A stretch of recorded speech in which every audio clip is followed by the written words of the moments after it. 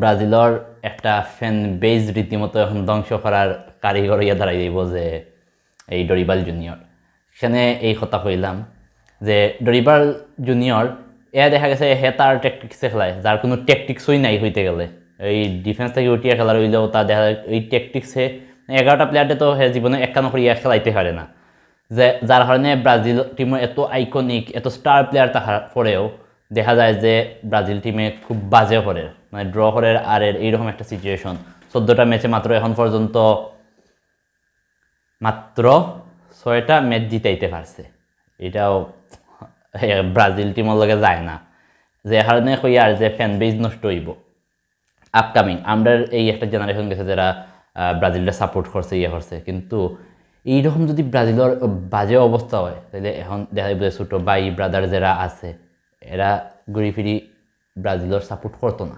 কেন সাপোর্ট করতো না? কারণ তারা ওই যে স্পেসিফিক কোনো অর্জন দেখতো না। আর তো ব্রাজিল নামে তো আইতো না, সব কিছু অর্জন থাকতে হইব, ইয়ে হতে হইব। এখন ওই জিনিসটা ডরিবাল জুনিয়র আওতায় আইব কিনা না ওইটা বুঝলাম না। কারণ এর যে একদম উদাস টাইপর যেই নিয়ন্ত্রণ, এই জিনিসটা গিয়ে ব্রাজিল টিমরে বোগার, যে কারণে ব্রাজিলে ভালো করতে পারেন না, ফ্যান বেজ নষ্ট। এই জায়গায় দেখা যায় লিওনেল স্কালোনি যে মোটামুটি আর্জেন্টিনার একদম উঠাই দিছে, এখন রাতারাতি 6টা ট্রফি জিতছে। তো যার ফ্যান বেজ ওয়ার কথা আছিল না, এরার ফ্যান বেজ এখন উঠে আস্তে আস্তে উঠে। তো উঠতে এখন তার ফ্যান বেজ অনেক উঠে গেছে। এখন একটা জেনারেশন এখন মোটামুটি একটা পুরো এই জেনারেশনটা তারা মোটামুটি ভালো একটা ফ্যান বেজ পাইব, আপকামিং একটা ফ্যান বেজ। কিন্তু ব্রাজিলে এই জায়গা থেকে ব্যাকফুটে দাঁড়িয়ে 2019 সালে কোপা আমেরিকা জিতছে, কিন্তু ওই জিতারে ব্রাজিল লাগিয়ে আহামরি কোনো কিছু মনে হন না, সেখানে কোনো কিছু মনে হন না।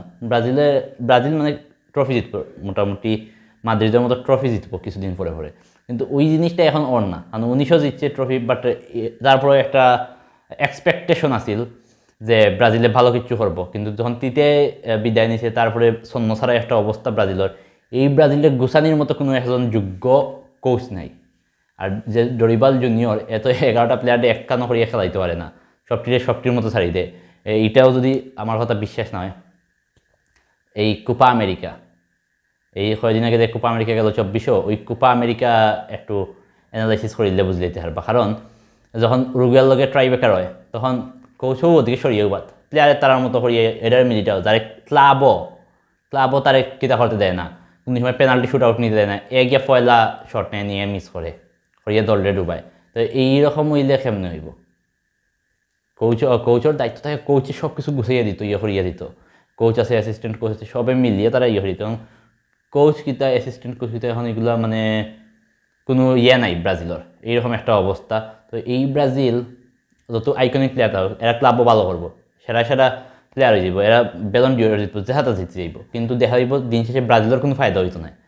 ব্রাজিলের যে একটা অর্জন হইতে হইব ওই জিনিসটা হইতো। এখন 11টা প্লেয়ারদের একখান করে খেলানির মতো ক্যাপাবিলিটি নাই ডরিবাল জুনিয়রের, আমার কাছে মনে হয়। তো ডরিবাল জুনিয়র যতদিন আছে ততদিন ব্রাজিলের ফ্যান বেস আস্তে আস্তে ধ্বংস হইব, আর এটাই অনিবার্য।